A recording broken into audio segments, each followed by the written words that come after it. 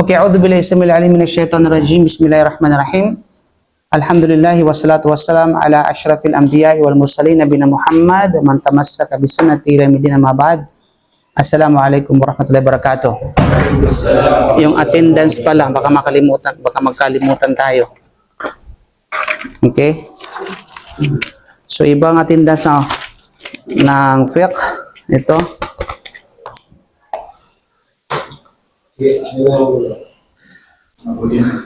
So alhamdulillah mga kapatid, pagkatapos na purihin natin ang Allah subhanahu wa ta'ala at pasalamatan, inshallah tayo magpapatuloy sa ating diskusyon ng ating pag-aaral inshallah subhanahu wa ta'ala.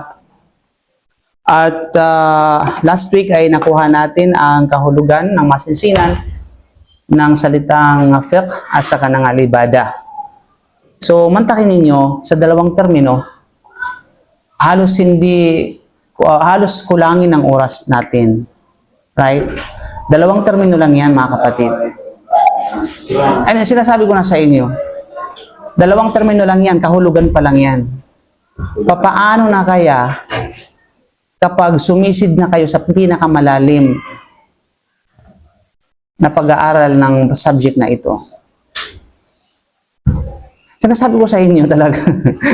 Kasi ang pag-aaral ng mga kapatid, huwag niyong isipin na kayo ay nasa basic na. Kasi ilang taon na kayo sa Islam.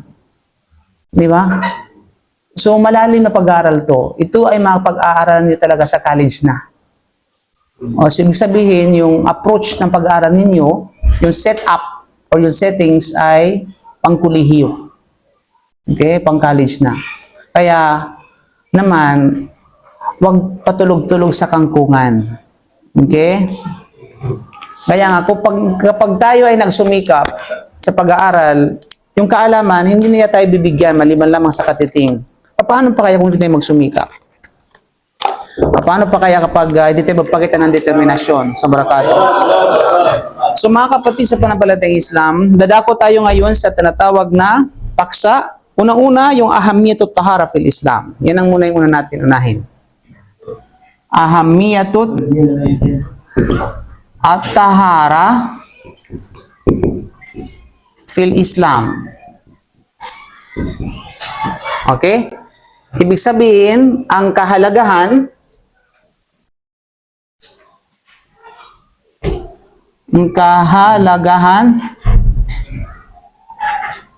ng tahara. Bago tayo sa kahulugan ng tahara sa Islam. Okay? Gaano ba kahalaga ang tahara sa Islam, mga kapatid, sa pananampalatayang Islam? Diba? Gaano siya tinatawag na kahalaga? Gaano siya kaimportante, mga kapatid? Pero siyempre, siguro mas maganda ma-define natin yung tahara muna. You know? Ma'na tahara. Anong ibig sabihin ng tahara? Bago natin malaman ang kahalagahan ng tinatawag na tahara, mga kapatid, sa pananampalatayang Islam. Ano ba ang kahalagahan nito, mga kapatid? But anyway, ano bang gusto niyo? Kahalagahan or kahulugan? Kahulugan na lang muna. O sige.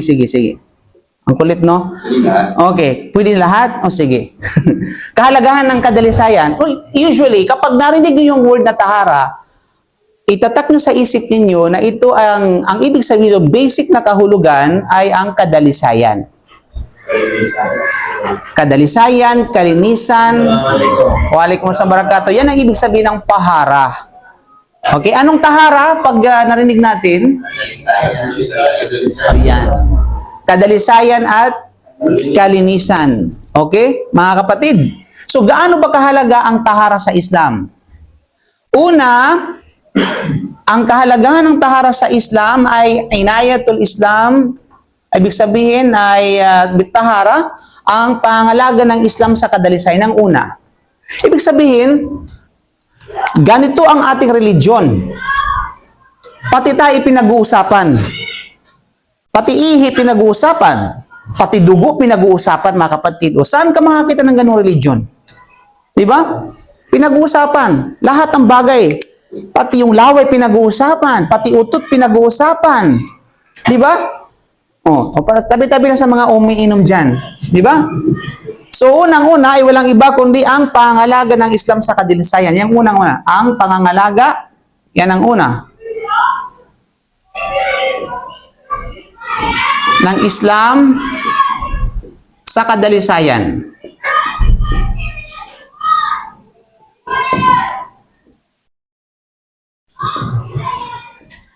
Kumbaga sa Arabic, inayatul Islam bit tahara. Okay?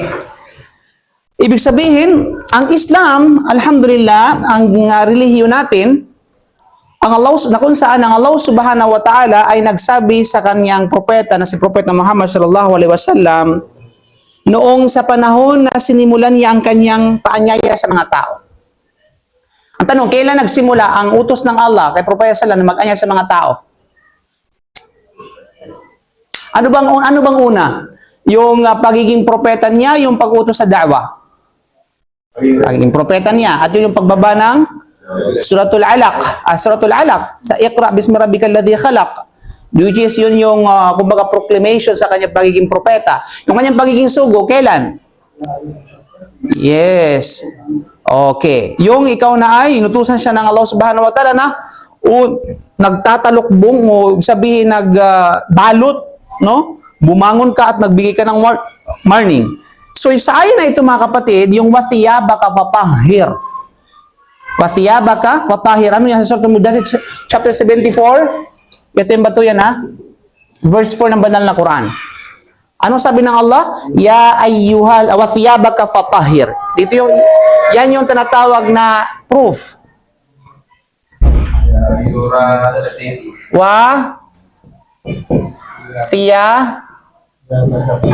Okay? Wathiyabaka fatahhir. Wathiyabaka fatahhir. Yan ha, yan yung tinatawag na proof. Surah Al-Mudaththir chapter 74 verse 4 ng banal na Quran. Wathiyabaka fatahhir. Nang ibig sabihin, wathiyabaka at sa iyong kasuotan, sa iyo, sinong tinutukoy dito? Wathiyabaka, ikaw. Propeta Muhammad sallallahu alaihi wasallam. Ano sabi natin na sa pinag-aral natin?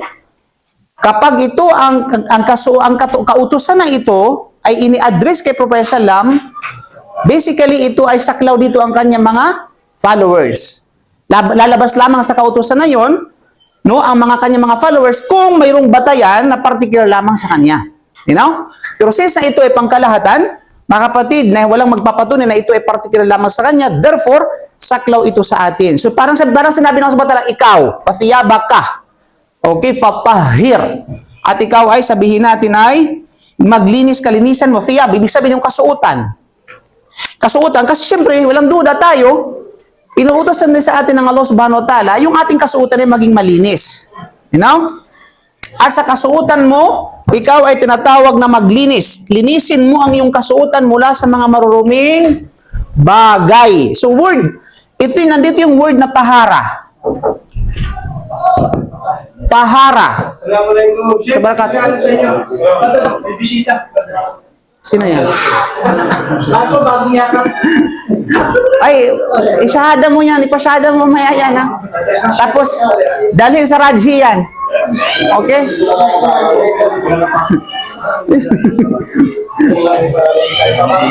Paano yun?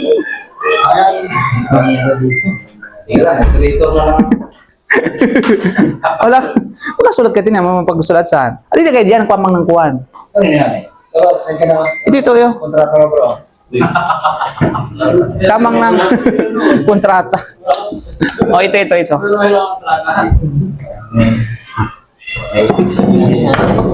Kaso lang, hindi makikita yan.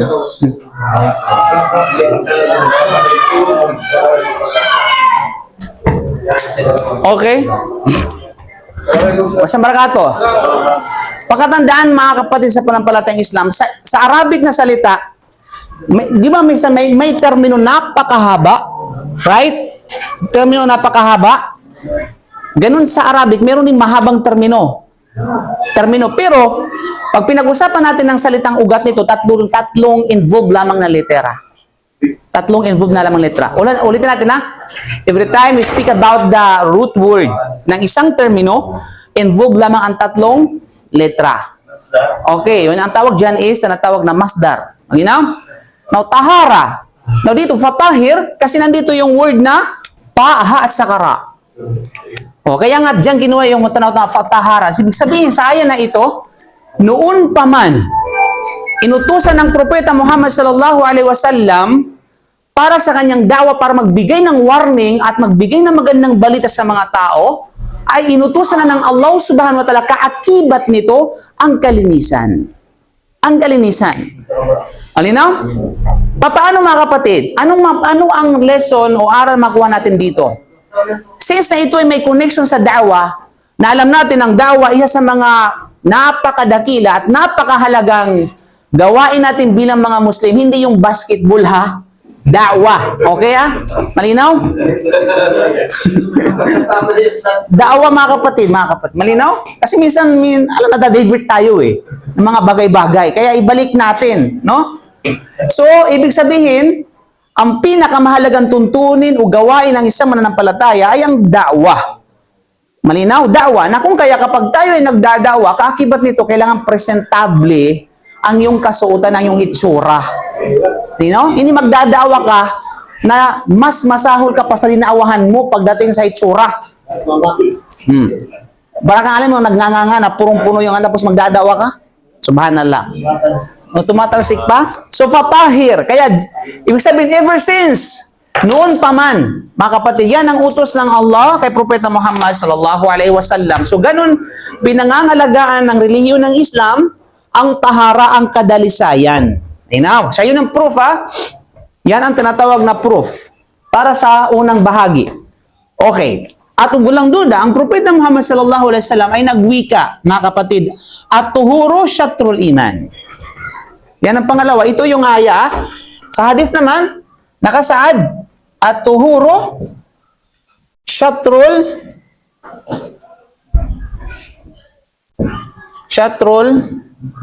iman.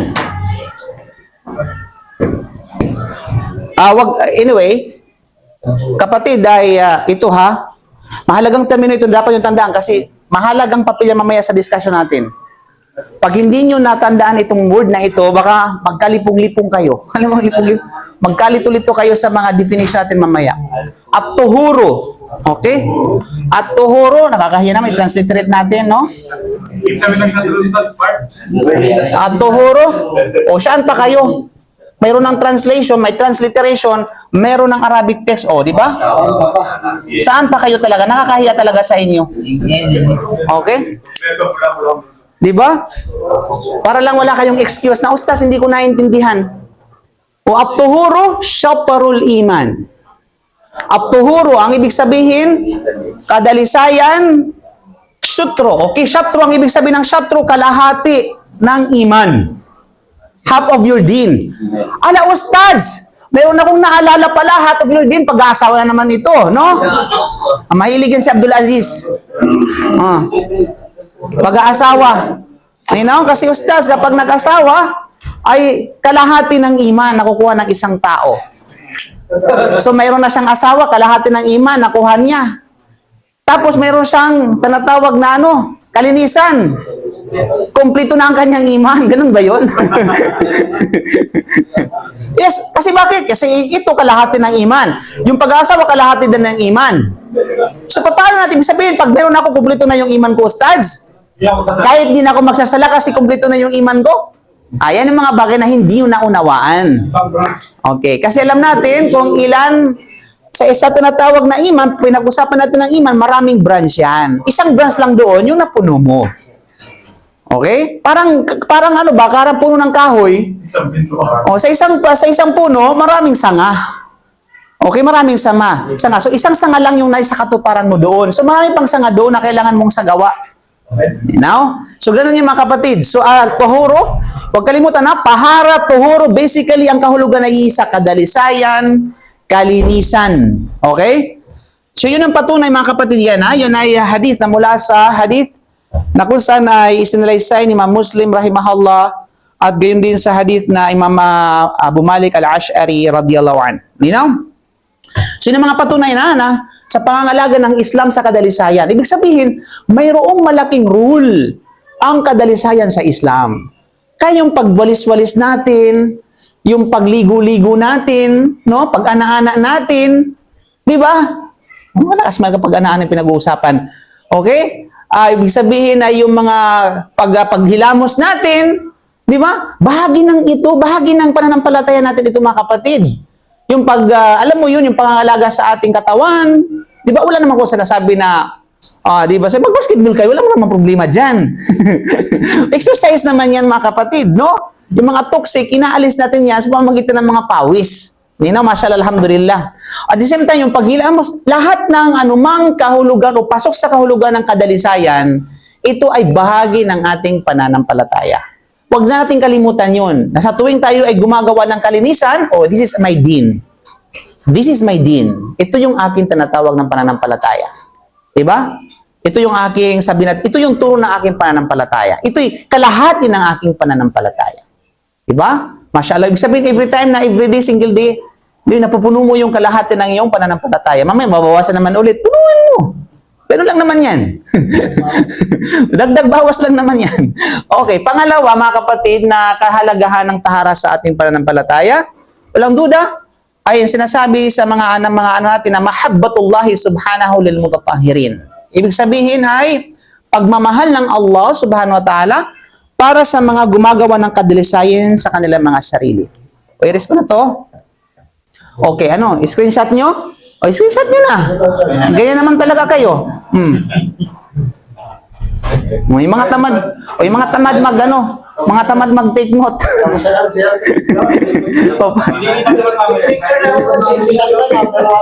Pero, isa na makakatulong yung mga sister natin kasi, mashallah, sila yung kumbaga masipag. Tapos yung mga inaino nila, pwede natin i-share doon sa grupo ninyo. Inshallah. Pero huwag naman kayo mag-rely na kayo. Bihira naman. Inaasa nyo lang sa mga sister. Okay? Okay na? Okay. Pangalawa mga kapatid sa pananampalataya Islam, ito yung tinatawag na sa Arabic is mahabbatullah lil mutatahhirin.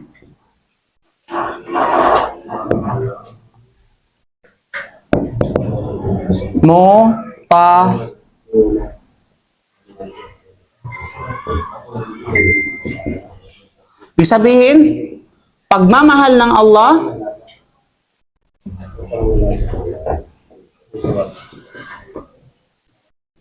sa mga mutatahhirin. Ano ba ang ibig sabihin ng mutatahhirin? Anong tamad maglinis? Okay? Hindi lang taong dalisay mga kapatid. Kaya nga dito ay ismul, kumbaga is lafdhul mubalagha. Nang ibig sabihin, pagmamahal ng Allah sa mga mutatahhirin, nangangahulugan yung mahilig gumawa ng kalinisan.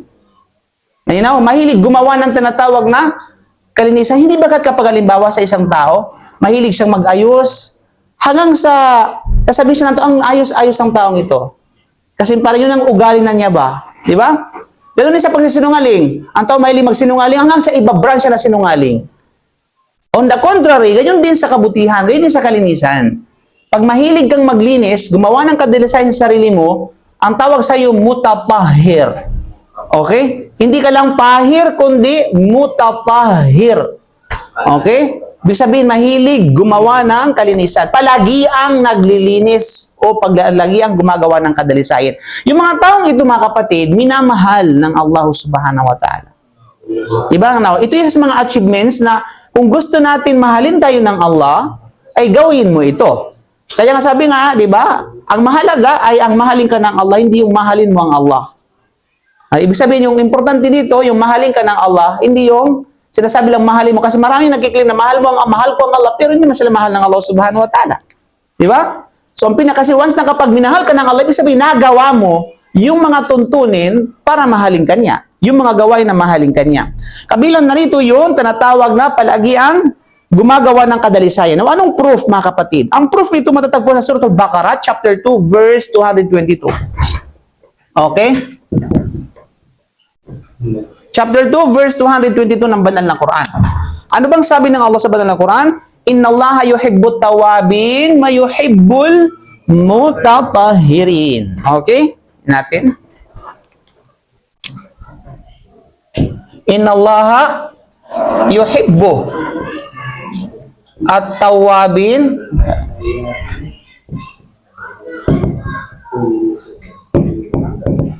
wal mutatahirin. Okay? So, ano yan, sa Surah Al-Baqarah, mayroon yan kayo, may application kayo.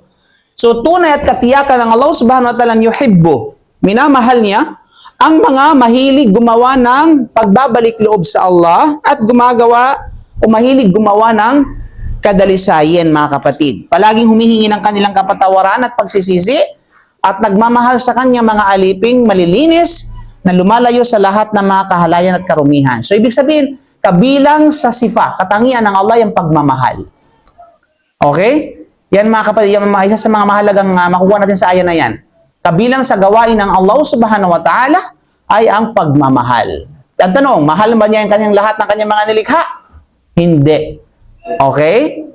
Ang mahal na ito tumutukoy sa khas, pagmamahal khas, ibig sabihin mahabbatul khassa, particular na pagmamahal. At ang particular na pagmamahal, ito ay applicable lamang para sa mga mananampalataya.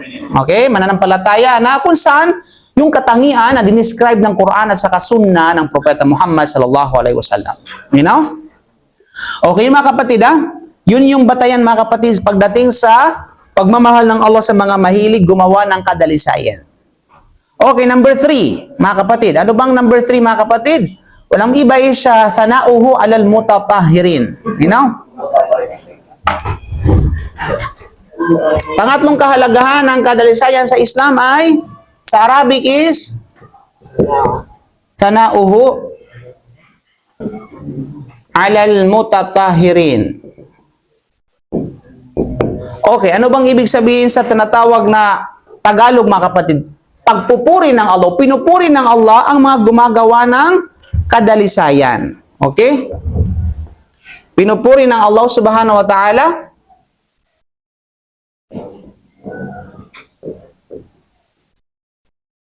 ang mga mutatahirin. You know? Ikaw mo, minahal ka na nga ng Allah, pinuri ka pa, ay saan ka pa? Okay? Di ba?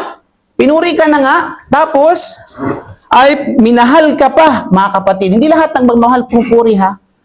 At hindi lahat ng pinupuri ay nagmamahal. Halimbawa sa basketball, maaaring purihin ka dahil sa galing mo, pero hindi ka niya mahal. Di ba? Okay.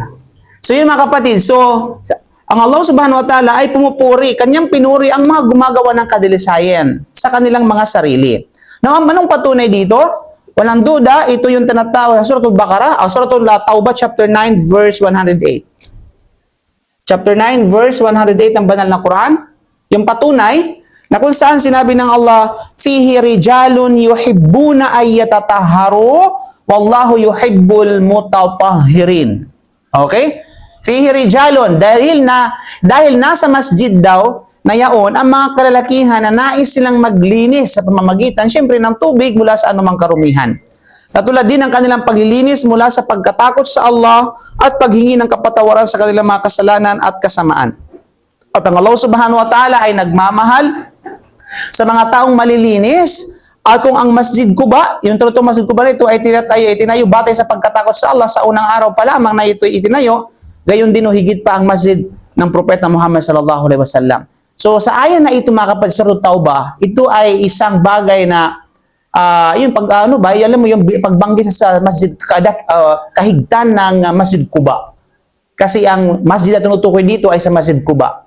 Na sa Masjid Quba daw may mga Muslim, mga sahaba na mahilig silang maglinis. Ang tinutukoy magwudu. Kasi tuwing sila ipapasok sa masjid, naglilinis sila.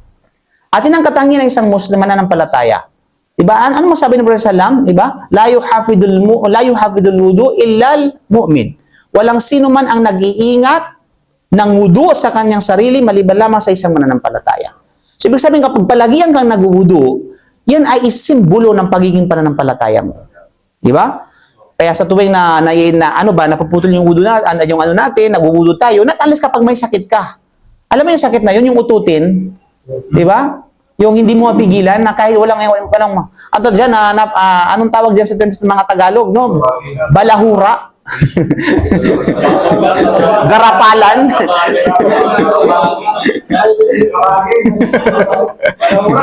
Garapalan talaga yung ano, kahit saan. Kasi sakit niya, yun hindi mapipigilan niya.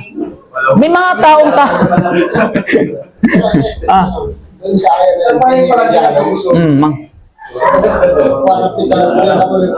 wala, specific yan. Specific. Okay? So, fihi rijalun yuhibbuna ayyatatahharu. Malinaw?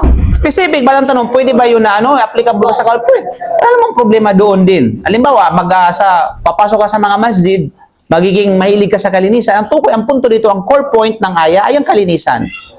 Pero kung ang tukoy ng aya, kung anong masjid, sa masjid Quba. Okay? Malinaw? Okay. So mga kapatid, sa panampalatayang Islam, so ibig sabihin, dahil since na mahilig ka, minamahal mo, diba?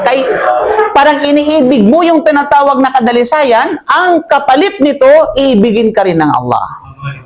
Mamahalin ka rin ng Allah subhanahu wa ta'ala. Kasi minamahal mo ang kadalisayan. Ganun lang naman yun Diba? Kung ano yung ginawa mo, diba? Kamata dinutudan, sabi nga ng mga Arabo. Diba? Ibig sabihin, kung ano yung ginawa mo, yun yung kabalikan. Karma ba yun? Sabi nga nila, karma ba yun?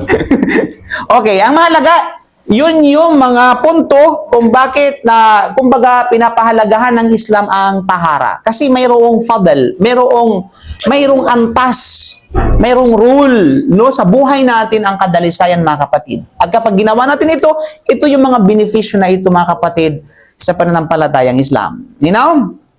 Okay? So, naintindihan? Yes. Naintindihan? Naintindihan? Anong sana? Di ba naintindihan yun? So ulitin ko. Okay? Sinong minamahal ng Allah subhanahu wa ta'ala? Ang matatahirin. Anong ibig sabihin ng mutatahirin? Mali. Pag tinanong kayo, ano ang ibig sabihin ng mutatahirin? Tapos ang sagot nyo kadalisayan, mali. Ang layo nun. Malayo. Ang kadalisayan, tahara. Tahara ang okay? Tandaan natin always na kapag nag-iiba yung salita, mag-iiba talaga yung kahulugan. Magkaiba ba yan? Magkaparehas ba yung kahulugan ng umiinom sa tinatawag nagpainom? Magkaiba magkaparehas? Magkaiba. Umiinom, nagpainom. O ikaw na umiinom, iba yung nagpapainom. Ganun din sa Arabic. So, pag sinabing tinatawag, halimbawa, kadalisayan, tahara, mutatahirin, tapos sagot ninyo sa exam, sa quiz, kadalisayan, wrong. Kasi ang kadalisayan, tahara.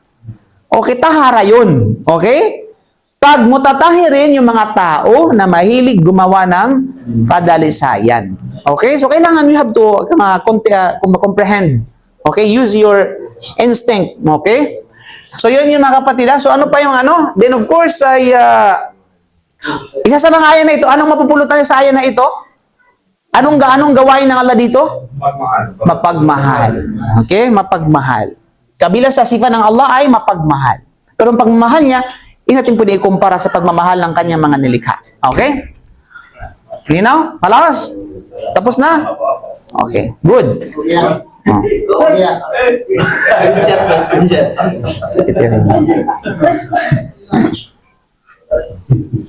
Di pa ba, meron na tayong YouTube.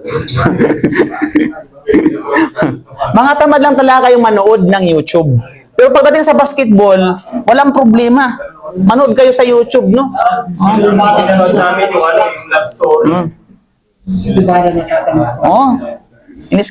In-screenshot pa talaga. Okay, let's talk about the ma'na tahara. Pag-usapan natin, mga kapatid, sa pananampalataya, yung ta'rif at-tahara wa aqsamuha.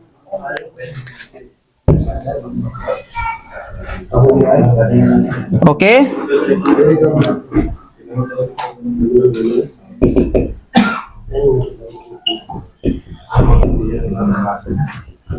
Paaksa. Ibig sabihin ay definition of tahara in its classification. Okay. Alam mo, ay, simple lang yung stats. Medyo basic naman yan. Tingnan natin. Okay? O, tasan yung ano, tindasan nyo. O, dalawa to ha. At sa ano, sinong hindi pa nakapag-attendance, huwag yung kalimutan. Okay. Sige, sabi natin kung basic ha. Ano ulit yung ibig sabihin ng tahara? Kalisayan. Sige, tingnan natin. Kailangan alam nyo ha. Okay. Okay. Dadako tayo ngayon sa kahulugan ng tahara. Ano ba ang deep understanding ng tahara? Ano ba yung malalim, no? Na pagpapakahulugan ng salitang tahara? O dapat tahara. Okay, dapat ganun, hindi tahara. O, kasi tahara, Bisaya man na. Okay? Tahara. You know? O, dapat i-apply niyo yung paano yung pagbigkas sa kapatid, mayroon ka na bang tahara? Bakit may tajwid? Okay? Kapatid, nagwudu ka ba? Ganun ba? Okay? Okay. Alam natin, pag nagbibigay tayo ng kahulugan, merong dalawang tinatawag na pagpapakahulugan. Ito yung lugatan at saka istilahan. So sa language muna tayo, sa wika muna tayo. Okay? Lugatan ang ibig sabihin, lexical meaning. Nino? Ano ba ang pagpapakahulugan ng tahara ayon sa wika? Ayon sa tinatawag na literal, mga kapatid. Okay, una, sinasabi an-nazahatu wan-nadhafatu min al-adnasi wal-awsakh. Okay? An-nazahatu. Ano bang ibig sabihin ng an-nazahatu? Ang kahulugan ng tahara ayon sa wika, ito ay kalinisan. Basically, ito ay tinatawag na kalinisan. So, ilan natin sa Arabic. An-nazahatu. Ano yung isa? An-nazahatu. Wan-nadhafatu min al-adnasi wal-awsakh.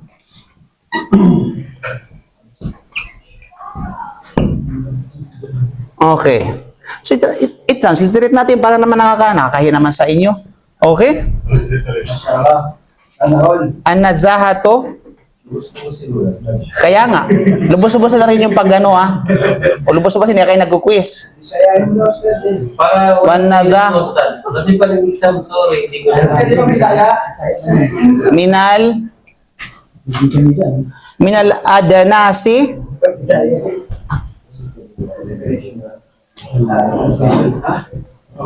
wal awsakh. Nainis ako sa ano ko, sa sulat ko kasi ang pangit. Okay.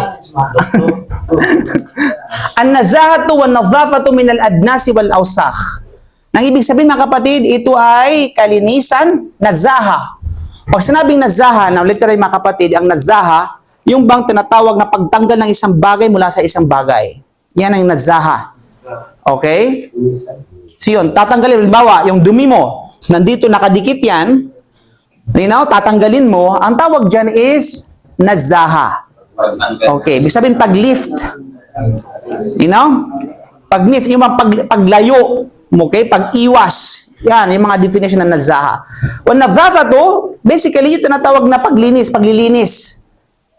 Nadhafa, malinaw? So ito ay kalinisan o sabihin natin ay pagkamalinis. No? Ito ay kalinisan o pagkamalinis mula sa mga dumi. Mula sa mga dumi o anumang tinatawag na karumihan. Usually, ito mga words na ito, ito ay paglinis o pagkamalinis mula sa dumi o anumang karumihan.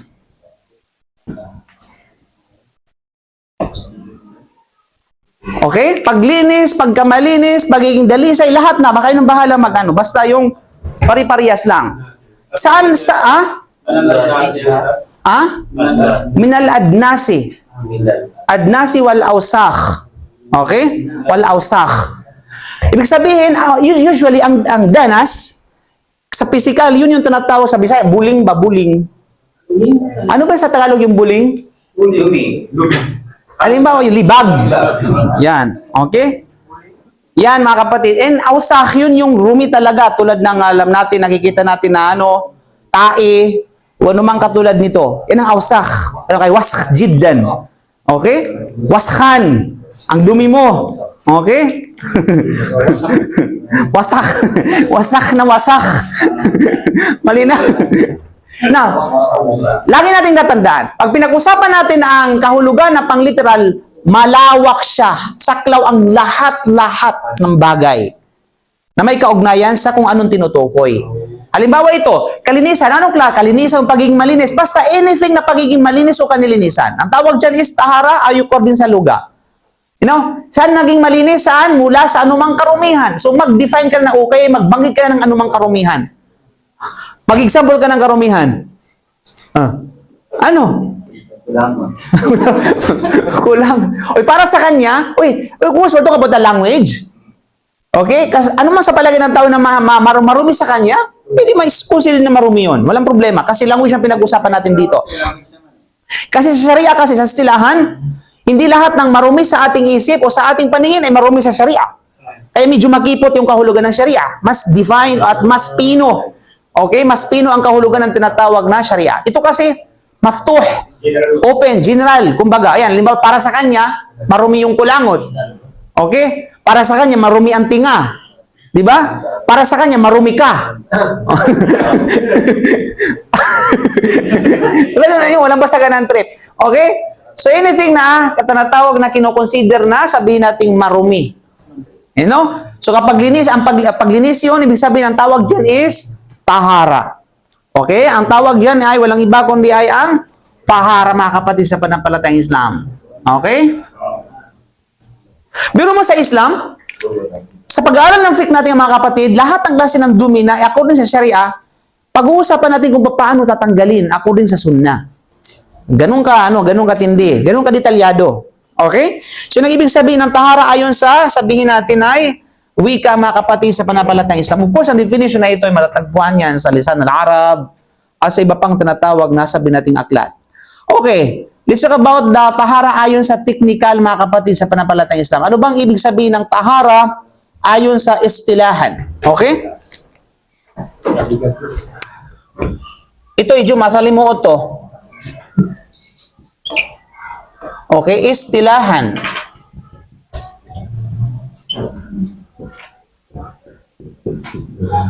Ano ba ang kahulugan ng istilahan? Dito medyo kailangan natin ng focus dito. Kasi masalimuot to kapag hindi nyo naintindihan. Okay? Pag naintindihan naman yun, masalimuot. So ano bang ibig sabihin ng tahara ayon sa technical? Sa palagay ninyo, anong ibig sabihin ng tahara ayon according sa technical na kahulugan, ayon sa batas? Para sa inyo. Sige nga. Yalla, Abdul Aziz. Paglilinis. Literal na nga yan. Paglilinis. Paglilinis sa kalooban.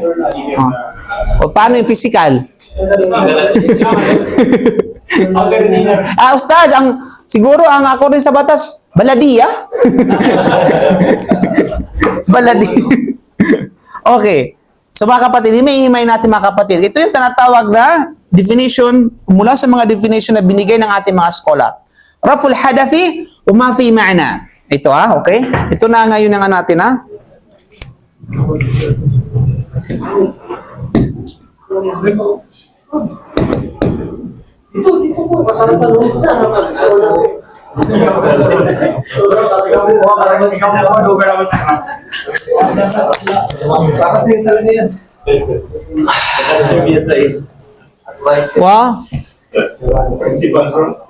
No, ziwal khabath. Azawal o parang zawal. Okay? Sinong observatory?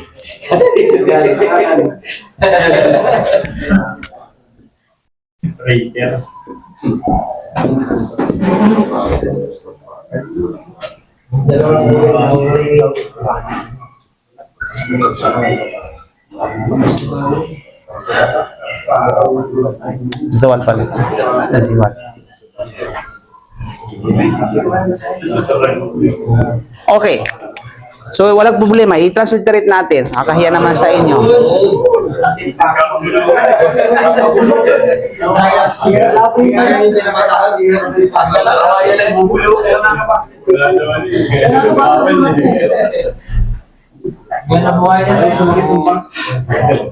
Oy, dito pag nakita nyo sa pag nag-ano ko ng transliteration, pag merong double vowels, ano yan, ano siya, parang stress, pagpapahaba yung prolong. Okay? O, meron siyang mad.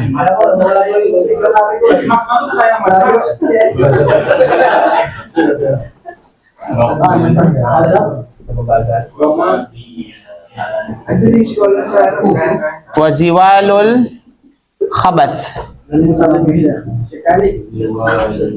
Okay. Yun po yung sabihin natin tinatawag na binigay ito lang ang pinaka-shortcut na definition na binigay ng ating mga scholar. Mayroon pang mas mahaba at pagulong-gulong at paano-ano. Okay? Pabali-balin to. Una-una is raf'ul hadath. Pag-usapan natin yung tinatawag na word na raf'ul hadath. Okay? Raf'ul hadath, ibig sabihin ng rafa, pagtanggal ng hadath. Ang hadath, mga kapatid, hindi yun hadith, ha? Iba yung hadith sa hadath. Okay? Hadath, ibig sabihin ay occurrence. Literally ng hadath is occurrence. Kaganapan, kumbaga. Parang hadith. Ano ba yung occurrence? Occurrence ba? Hadath, occurrence. Kaya nga meron tayong minor hadath, meron tayong major hadath. Alam mo yun, naalala nyo sa pag-aaral sa Tahara? Minor hadath, major hadath. O, malaki at saka maliit, baby at saka daddy, na hadath, na pangyayari. Okay? Na pangyayari. Basically, ang hadath, ibig sabihin ay occurrence, kaganapan. Pagtanggal ng kaganapan. Ano ba yung tatanggalin na kaganapan? Okay, ano yung tinatawag na? Sabihin natin, kaganapan na ano. Ang hadath na tinutukoy dito mga kapatid, sa technical na usapin, ito ay isang pangyayari sa katawan, no, nangyayari sa katawan natin na sumisira sa kalagayan ng kadalisayan ng tao. You know? Tulad halimbawa ng pagpapaginhawa sa sarili, no? Ibig sabihin, pagtawag ng kalikasan. Kaya nga tinatawag na occurrence, ito yung nangyayari sa atin, sa ating katawan, na kapag nangyari ito sa atin, nawawala yung ating pagiging malinis. You know? Pagiging purity natin. Malinaw. Ano yun? Tulad ng pagdumi. Pag-ihi na nga, dumi na nga. Okay? Pag-ihi, pagdumi, pag-utot. Okay? O di naman kaya ay pagbulalas ng punlay. Kasi di ba kasi para naman kasi alam pag sabihin natin na pagpulandit ng tos, pagpulandit ng tanato masyado namang garapalan 'yon. Okay? Pagbulwak ng sabihin natin ng sperm. Ha? Oy, parental guidance is recommended by the way. Mga kapatid, no? Pagbulalas, pagbulwak, pagpulandit, no? Okay. Okay. Nang sabihin natin ng punlay o ng sperm. Malinaw? Yun mo sa mga kapatid. So, ibig sabihin, kapag nangyari sa atin ito, ay nawawala sa atin yung kalinisan sa ating mga sarili. Kaya kailangan natin ng panglinis. Kaya yun ang tinatawag na hadath. Okay? Kaya tinatawag na hadath. Yun ang hadath, ang tawag doon, yung pangyayari o kaganapan na nangyari sa ating sarili, na kapag nangyari ito, nawawala yung ating kadalisayan. Okay? Kaya tinawag na hadath siya. Now, sa tinatawag na tahara, according sa, ibig sabihin, malalim na pagpapakahulugan or technical meaning ay raf'ul hadath. Pagtanggal ng hadath, ng occurrence na yun. Pagtanggal. Pagpawi. Pwede sabihin natin pagpawi. Okay, sa Tagalog ba? Pagpawi ng sabihin natin ng hadath. So, alam niyo yung hadath? Alam niyo yung hadath? O, ano yung hadath? Ha? Okay, ibig sabihin, ito yung mga kaganapan sa sarili natin na kapag ito ay nangyari, nawawala yung ating kalinisan. Okay, malinaw? So, mga kapatid. Okay, tulad at anumang, of course, yan ha, raful hadath. No, paano siya mapawi? Pagpawi ng occurrence ng hadath, paano siya mapawi? So, depende yan. Kaya nga't mayroong classification, mayroong minor, mayroong major. Kasi magkakaiba ng pamaraan ng pagpawi o paglinis. Malinaw ba yun? Okay, halimbawa sa pag-ihi at sa tinatawag na pagdumi o pag-utot, paano pawiin yun? Wudo. Okay? Pagbulalas ng punlay, paano yun? Gusol. Okay?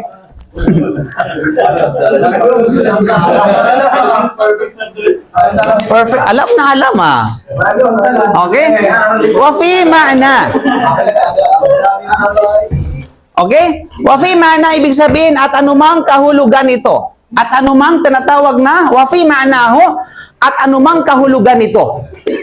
Pag sinabing anumang kahulugan ito, ito yung sabihin natin, ito yung ibang bagay na nalalaman natin sa hadath. Halimbawa, paano yung tinatawag na ibang bagay? Halimbawa, yung bang nadapuan ka ng ihi. Natilamsikan ka ng ihi sa yung balabal. Di ba? So, paano mo siya tanggalin? Paano mo siya pawiin? Yun yung ibig sabihin, mafi ma'na. At sa anumang kahulugan nito. Sa kahulugan nito, kahulugan ng sabihin natin ang tinatawag na okay, hindi. Sa kahulugan ng paglilinis. Okay? Sa kahulugan ng sabihin natin paglilinis. Bilino? Waziwal al-khabath. Ibig sabihin ng zawal, mga kawaziwal al-khabath, ibig sabihin yung tinatawag na pagtanggal o pag-alis. Pag-relieve ng anumang khabath. Ang khabath, ito yung literal na sabihin na dumi. Kasi ito, yung hadath na ito, pwede siyang sabihin natin literal, pwede siyang tinatawag na tangible or intangible. Okay. Ninaw? Tangible or tinatawag na, sabihin natin, intangible. No? Wala khabath, ito yung halimbawa, yung tae mismo, physical na tae. O yung sabihin natin, dumi. Ninaw? Kasi dalawang dumi mga kapatid, dalawang klase ng dumi. Kung i-classify din natin, tangible or intangible. Paano ba yung tangible? Yun yung mga nasasalat. Yun yung mga sabihin natin, no? Yun yung mga nahahawakan. Yun yung mga nakikita. Yun ang tangible. Ang intangible, yun yung mga hindi nakikita, hindi nasasalat, no? At hindi nahahawakan. Oh. At hindi naaamoy. Yun yung, halimbawa, ano yun? Yung shirk, yung kufor. Hindi yun talaga mahahawakan. Okay? Hindi nakikita talaga yan. Alinaw? Kasi yan ay sa tinatawag na puso, mga kapatid. Okay? Yan yung kabait. Lakubdi wal kabait. Ito yung sabihin natin na ito yan. Maraming satan yung jinn. You know? Yes po. Okay. So yun mga kapatid, so yun ang ibig sabihin ng technical. Ulitin natin, no? Pagpawi ng sabihin natin ng pangyayari, which is yung hadath, o anumang kahulugan nito. At the same time, at ito ay pagtanggal o pag-alis ng anumang literal na dumi. Okay? Yan ang ibig sabihin na tinatawag na tahara. Kabilang yung dumi sa mga damit. Yes. Kabilang sa kabay. Yes, kaya nga hindi tayo pwede magsala habang may rumi yung ating katawan. Marami yung kasuotan natin. Yeah, kasi yun ang tahara sa technical meaning. You know? So pag sinabing tahara technical, it is nakafocus doon sa mga pagsamba na kailangan ng tahara. Kailangan ng kadalisayan. You know? Ano yung batas sa alam mo, tsaka hindi mo alam? Depende. It's case to case base yan. Okay, it's case to case base yan. Paano basta yung mga kasunod na Okay, good question mga kapatid. Kasama ba sa habat ang putik? Pag pinag-usapan natin ang tinatawag na istilaha dito, ito ay focus sa Sharia. Tulad na sinasabi natin, ang principle ng Sharia, hindi lahat ng marumi sa ating mata ay marumi sa Sharia. Ang putik ay marumi sa atin bilang tao. Kasi, putik? Di ba? Kaya nga nilalaban natin yung ating mga damit kapag may putik. Kasi para sa atin, marumi yun. Pero sa Sharia, hindi marumi yun.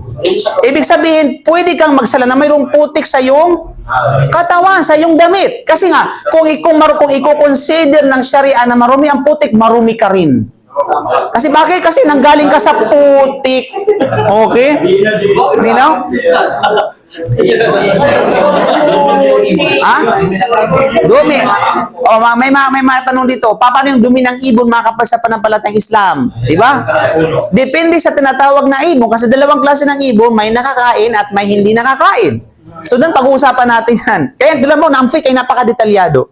Okay? Kasi kapag sa mga ibon na pwedeng kainin natin, ang kanilang dumi ay tahir.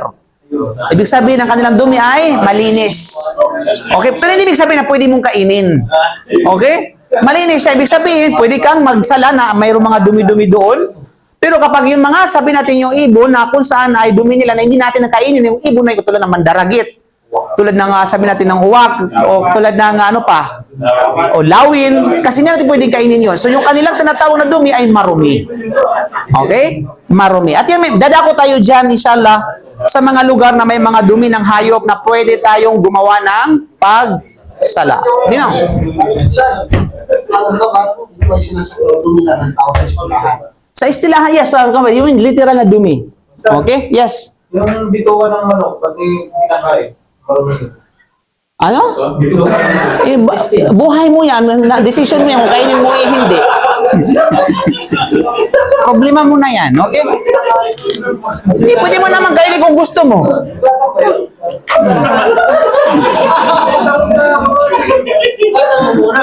Oh. Ano? So ano nang ano? Ang tahara, anong oras na? 11:10. Okay pa yan. Okay, sanlit tayo. So ang tahara ay may dalawang pagpapakahulugan siyempre mga kapatid, no? Isa sa mga ito, ang pag-alis ng dumi na siyang najasa. Now, literally ang word, meron tayong word na najasa. Najasa. Meron tayong word na najis. Anong pagkakaiba ng dalawa? Najasa, karumihan. Najis, yung bagay na madumi. Okay? Karumihan, which is, ano ba pagkaiba ng karumihan sa no, sa najasa, yung najis na yun na yung mismong halimbawa ay ano, ang najasa, karumihan. O pwede siyang, ang najasa kasi pwedeng tangible or intangible. Okay? Ang najis naman yun yung nakikita, literal na, which is ano natin na najis. Ay, najis yan. Diba? Yung physical. Okay? Ito yung tatawag na physical. Malinaw? Ang najis. Okay. So, isa sa which is pag-alis ng dumi na siyang najasa at ang ibig sabihin nito, ito yung paglilinis ng katawan, ito yung paglilinis ng tinatawag na pananamit, at ito yung paglilinis sa tinatawag na lugar. Okay? So yung pagpapakahulugan ng tahara mga kapatid, i-categorize natin, isa sa mga pagpapakahulugan ng tahara ay ang pag-alis ng dumi o pagtanggal ng dumi na siyang, yung dumi na ito ay tinutukoy na jasa at ang ibig sabihin nito ay ito yung tinatawag na paglilinis sa ating katawan, paglilinis sa ating pananamit at paglilinis sa lugar. Okay? So yun yung mga kapatid, may kinalaman sa damit, may kinalaman sa sarili at may kinalaman sa lugar. Lugar, damit, ano pa? Katawan. Naminaw? At ang pangalawa mga kapatid, ito yung pangalawang pagpapakahulugan, ang pagpawi ng karumihang naganap. At ito yung hadath. Ninaw? Ang ibig sabihin nito ay ang paglilinis sa pamagitan ng paghuhugas at pagliligo. Yan yun. At anumang kahulugan ng pagpawi ng hadath, which is yung karumihang naganap.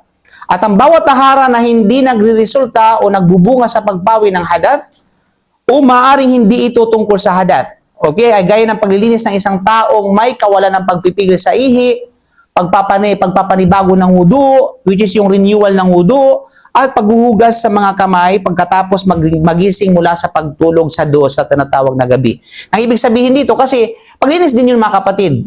Although, ang ibig sabihin ng tinatawag na paglinis mula sa, yung nagre-resulta sa pagpawi ng hadath, okay? Ito yung tumutukoy sa hadath na gaya ng halimbawa, pag any occurrence na maaring linisin according sa ating batas. Halimbawa, nakalagay sa ating batas na kapag gigising tayo mula sa pagkakatulog sa gabi, ano bang sunna? Bago kayo magudo, inutusan tayo ng Propeta Muhammad sallallahu na maghugas ng kamay. Okay? Kasi fa'inna la yadri ayna batat siyadu. Kasi hindi mo alam kung saan gumagapang yung kamay mo habang natutulog ka. Habang kung saan kumakapit, no? Kung saan na naglalayag, no? At kung saan naglalakbay. Hindi mo alam yun mga kapatid, kung saan nagsusurvey. Yung kamay mo na yun habang natutulog ka. Kaya nga, sa atin, kasi nung unang panahon, mga kapatid, sa mga sabo, wala namang gripo. Paano sila maghugas sa pamagitan ng dalo, sa pamagitan ng vessel, di ba? O kaya sabi na ang tawag diyan timba, tabo. Di ba? Na kung saan anong tawag diyan? Dinulub-lub nila yung kanilang mga kamay doon. Okay? Kaya naman, ang advice ng propeta Muhammad sallallahu alaihi wasallam na bago ilublob yung kamay, kinakailangan muna maghugas sila sapagkat para malinis ang kanilang kamay bago nila ilublob kasi nga hindi nila alam kung saan naglalayag yung kanilang kamay habang natutulog. So yun yung sabihin natin na pangyayari na naganap na hindi tumutukoy basically dito sa sinasabi natin. Pero nangyayari siya. Okay? So yun yung sabihin na, kumbaga yun yung pagpapapawi din, no? Pagpapapawi ng tinatawag na hadath mga kapatid sa panampalatayang Islam. Even the renewal ng wudu mo, focus din yun na ginagawa mo yun. Okay? So bahagi pa rin siya ng paglilinis. Okay? So sa Sharia, matatawag lamang na ibada ang isang paglilinis kapag meron tayong batayan. Meron tayong batayan na yung bagay na ito ay sunna ang paglilinis. Alam mo yun, halimbawa, tulad yan, bago tayo magwudu, magmula sa pagkagising, Ustaz, hindi man ako gumagamit ng tabo. So, hindi ko nagagawin yun. Kasi gripo naman tayo ngayon. You know? Hindi ibig sabihin na sa panahon noon, ito yung kanilang ginagawa, hindi na applicable sa atin ngayon. So, para lang may sa katuparan mo ang sunna, gawin mo yun. Kahit pa gumagawa ka sa pamamagitan ng gripo. Alam mo yun, para lang may establish mo yung sunna ng propeta Muhammad sallallahu alaihi wasallam. So, kaya maghugas ka muna ng kamay, bago ka, tinatawag na magsimula ng wudu. Malinaw? Kasi ganun tayo inutusan ng propeta Muhammad sallallahu alaihi wasallam. So kapag may mga gawain tayo na may kaugnayan sa kalinisan na mayroong proof na ito yung sunna, ibada yun. Ibada mga kapatid. Tapos yung paglilinis mga kapatid, alam mo, paglinis sa bahay, paglinis ng ating dumi, nagpaglaba, ibada rin po ba yan? Magiging ibada yan bilang pangkalahatan kung ang layunin mo, doon ang sinabi ng Allah ay ito ay gagawin ko dahil inallaha yuhibbul mutatahirin. Kapag ang layunin mo na yun na minamahal ng Allah, mahilig maglinis, yun ang nasa isip mo, nagiging ibada yun. Malinaw? Nagiging tinatawag na sabi natin ibada. Otherwise, nagiging ada. Nagiging tinatawag na casual lang na ginagawa o normal lang na ginagawa na wala ka siyang gantimpala. Okay, kasi maglalabas siya kasi bakit? Dumating na yung Friday. Kaya maglalabas siya. Okay ng Saturday. O wala nang maisuot. Di ba? Ay maglalabas siya. So, wala ibig sabihin yung gawain na yun, mabuti, pero wala siyang gantimpala mula sa Allah. Kasi nga ang layo niya, kasi parang ada. Yung casual lang, okay, normal lang na ginagawa niya. Bisa sabihin, palagyan niya ginagawa. Usual na ginagawa niya. Sabi ko, yung ginagawa niya is, anong tawag na, palimbang, ano ba? Kaugalian. Jazakallahu khair. You know? Maliligo, papasok sa trabaho. Yeah, maliligo ka para sa trabaho, nagiging ada sa'yo yun. Wala kang gantimpala. Pero pag ang niya mo, kasi ibig sabihin nakabatay yung reward doon sa intention ng tao.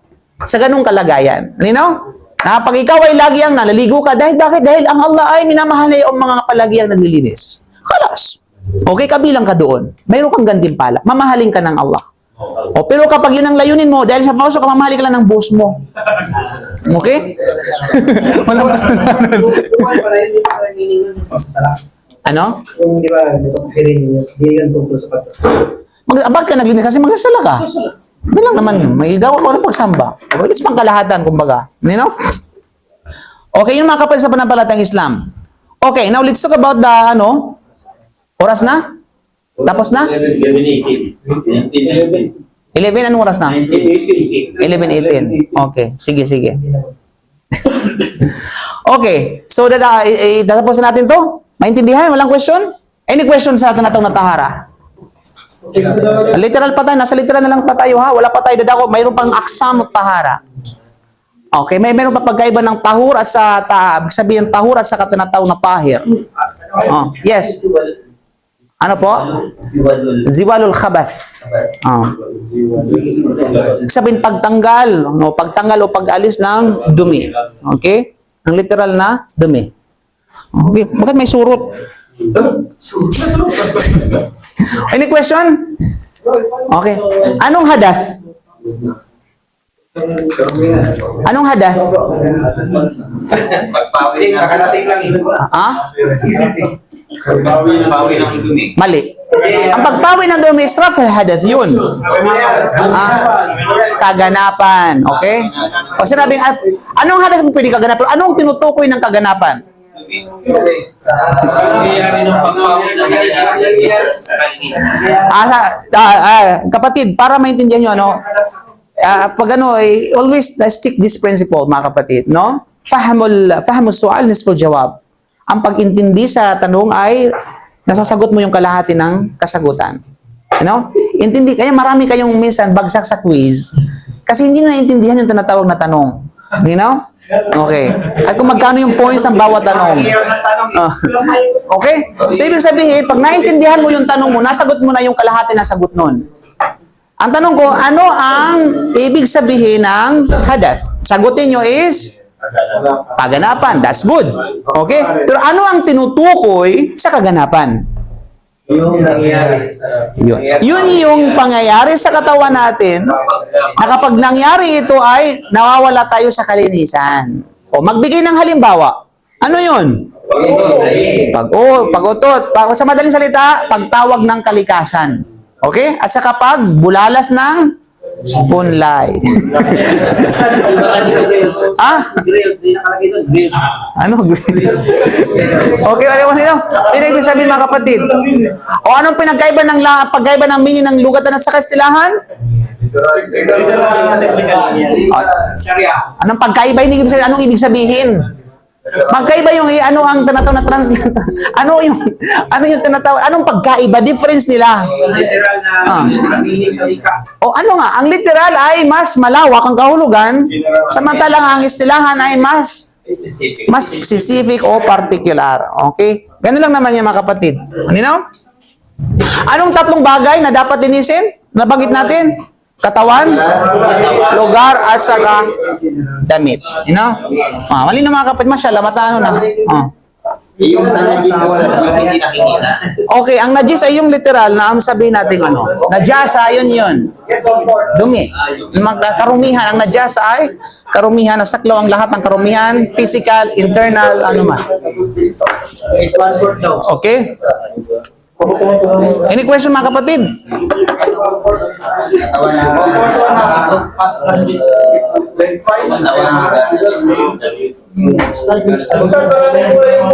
Ha? So anong problema doon? Kung maraming kulay ang putik. Okay, dadako tayo ngayon sa... Yes, dadako tayo ngayon. Okay, tapos natin ba daw? Okay, bago tayo magano, lasa ito mga kapatid, mga uri ng tahara. Una, ayon sa lokasyon ito. Ayon sa lokasyon, ito yung mga uri ng tahara.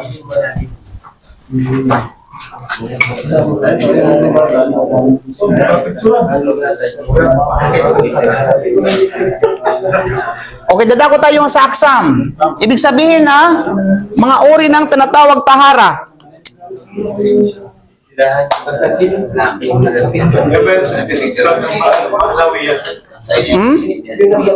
Manawi, yun yung sabing kahulugan. Sabihin na, magtatapos na tayo, mga 11:30. Okay, ayon sa una is, ayon sa lokasyon nito.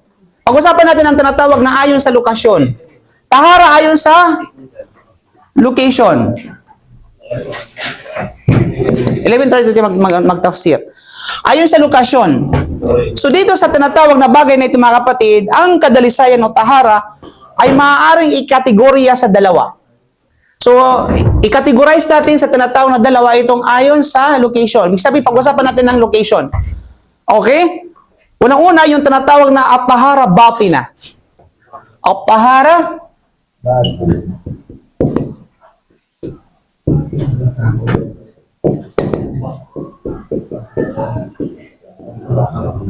at-tahara al-batina. At-tahara al-batina. Okay? Ang ibig sabihin ng at-tahara al-batina mga kapatid, ito yung panloob o hindi nararamdamang kadalisayan. Okay? Ito yung panloob at hindi nararamdamang tinatawag na kadalisayan mga kapatid sa panampalatayang Islam. You know? Ito yung sabihin natin, no, internal or intangible, sabihin natin purity. No? Internal or internal or intangible. Purity. You know? Bautina, from the word bautina. Sabihin ay nakakubli, kumbaga, no? So, anong ibig sabihin nito, mga kapatid? Walang duda, ito yung kadalisayan ng puso mula sa alin? Mula sa shirk. Ang ibig sabihin ng shirk ay dumi. Malinaw? Dumi, mga kapatid. Ito yung pagsamba bukod sa Allah subhanahu wa ta'ala. Gayon din mula sa pagkamuhi. Mula sa pagkamuhi, mula sa pagkaroon ng inggit, mula sa pagkaroon ng paninibugho. Di ba? O sabihin nating masamang hangarin sa mga pananampalatayang alipin ng Allah. So, ibig sabihin dito, kasali na rito yung tinatawag na, kumbaga ay, shirk. Ito yung kumbaga dumi, no? Shirk, andyan yung tinatawag na kufur. Nandyan yung, grudge. Yan, kibir, andyan yung tinatawag na kibir. Andyan yung hasad. Heked. Okay? Andyan yung riya. Andyan yung sabihin natin na lahat na. Okay? Malinaw? So, ang ganitong uri ng kadalisayan ay mas critical, mga kapatid, kaysa sa kadalisayan sa tinatawag na katawan. Okay? Bagkus ang kalagayan ng kadalisayan ng katawan natin, mga kapatid, ay hindi matatamo mula sa legal na pananaw ng Islam kung mananatili ang panloob na karumihan ng shirk ng isang tao. Malinaw? Lalo pati itong shirk na ito. Ibig sabihin, hindi matatamo ang yung physical na kadalisayan kung nanatili ang karumihang panloob mo sa iyong katawan. Kayo mga kufar, mga madumi sila. Kahit pa ilang ligo sila, mga kapatid, kahit pa magligo sila ng, sabihin natin, ng milk, no, ng chocolate o ano pa man, glutathione, kahit pa nila yan, marumi, still na sila ay marumi. Yan, that is spiritual na karumihan, mga kapatid. O kahit maligo sila ng ilang glutathione, lumaklak sila ng sabihin natin ng glutathione. Hindi nila ma-achieve ang tunay na kadalisayan ng physical kasi marumi ang kanilang tinatawag na sabihin nating internal. At yun ay dahil sa shirk. So, wala akong sansunan talaga pag hindi kayo nakapang Islam. Indeed. Nino? Kaya sunna, ako din sa ibang mga fuqaha na sunna ito. Nino? Anong sinabi ng Allah sa banal na Quran sa Tawbah? Chapter ng batayan ito, chapter 9, verse 228 ng banal na Quran. Yan ang patunay. Ano masabi ng Allah? Ya ayyuhalladhina amanu innamal musyrikuna najas. Innamal musyrikuna najas fala yaqrabul masjidal harama ba'da amihim hada. Di ba? O kayong mga mananampalataya, walang pag-alinlangan ang mga musyrikun, mga nagtatambal ng pagsamba maliban sa Allah, ay najas. Ang najas ay marumi ang kanilang pananampalataya dahil sa, bakit? Dinurumihan nila ang kadalisayan ng Allah at ang bukod tanging pagsamba lamang sa Kanya. Sa pamagitan ng pagsamba ng iba o pagtatambal ng pagsamba sa Kanya. Diba? Na kung kaya, huwag mo silang pahintulutan na makalapit sa Masjidil Haram pagkatapos ng taong ito na ikasyam ng Hijra, which is yung sa Hajjatul Wada. Mga kapatid sa pananampalatayang Islam. Ibig sabihin, pagkatapos kaya hindi na tayo pwedeng pumasok dyan, yung mga musyrikun. Malinaw? Dahil sa sila mga marumi, physically and spiritually. At ugos, bilang panghuli, mula sa authority ni Abu Hurairah, radiyallahu an, bilang batayan na sinabi ni Prophet sallam, innal mu'min la yanjus. Ang hadith, mga kapatid, no? Anong la yanjus? Innal mu'min la yanjus. Innal mu'min layan juice. Okay? Innal mu'min layan juice. Okay? Innal mu'mina layan juice. Layan juice, mga kapatid. Ang isang mananampalataya, ikaw, alhamdulillah tayo, mga mananampalataya, ay hindi kailanman nagiging marumi. Masya Allah. Hindi kailanman nagiging marumi. So, ibig sabihin ay may kinalaman sa tinatawag na ating spiritual na kalinisan. You know? So, mashallah, palagian kang dalisay. Diba? Kaya nakakahiya naman kung hindi ka maligo. You know? Okay, kaya pala nila niligo. Okay, yan ang batayan mga kapatid. At yung hadith na yan, matatagpuan sa Sahih al-Bukhari at saka Sahih Muslim. Malinaw?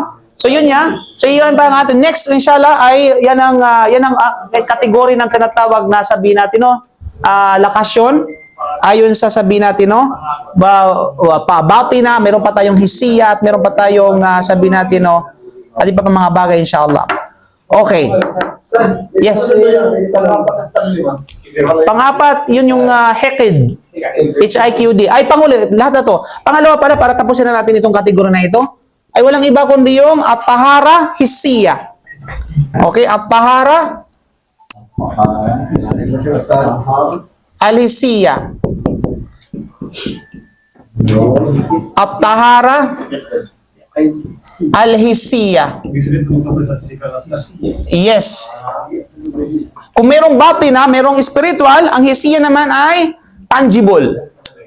Physical o tinatawag na tangible purity or purification or sabi natin purity. Na which is dito na paglilinis naman mula sa ritual na kasalaulaan.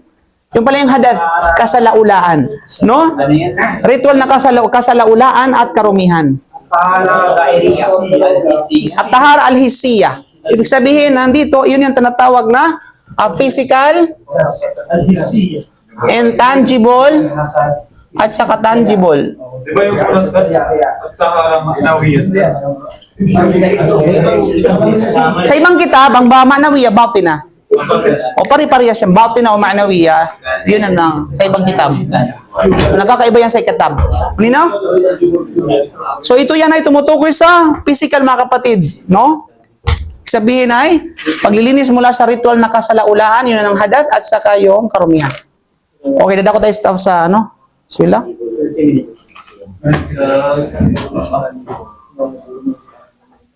Okay. O tapos na, paki-erase nga. Na, sige, sulat. Kasi para Nandiyan naman si Sister Stars. Sino sa grupo?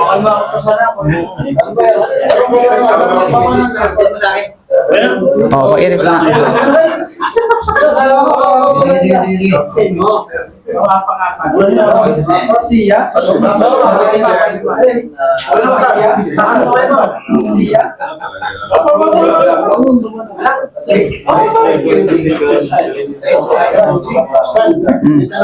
Anong tanong? Yes? Aywa, go ahead. Ano daw, pag namatay, tapos ikaw na mo, nakawakan mo yun, ikaw yung kasaanan na Nandiyan na. nawala ba yung kadalisayan mo? Pag naka? Yung mushrik na tao. O tapos? Tayo ngayon na pag-hawak. Kasi tayo ng kadalisayan, putol ba ang iyong Budo. budok? Depende. Una-una, depende yan sa tinatawag na ano. May mga iba't ibang madhab kasi yan eh. Tungkol sa pag nahawakan mo yung ano, nahawakan mo yung, especially babae, para sa mga Shafi'i ay pag may wudu ka, nahawakan mo yung babae, ay doon sinasadya, hindi sinasadya. Sa ibang Shafi'i scholar, ito ay invalid na yung wudu. You know? Pero sa mga, which is sa mga ibang madhab na hindi naman nakapagpapulang bisa kasi may dahil pati sa bagay na yan. So, walang ano yan, walang, kumbaga, pag nahawakan mo sila, hindi nakakasira ng wudu mo. No? Kahit papatayo buhay. O kahit panaawakan mo yung tae, may wudu ka. Nakapagsalbalid ba ng wudu? Depende sa hawak. Hindi. Depende sa hawak. Depende sa hawak.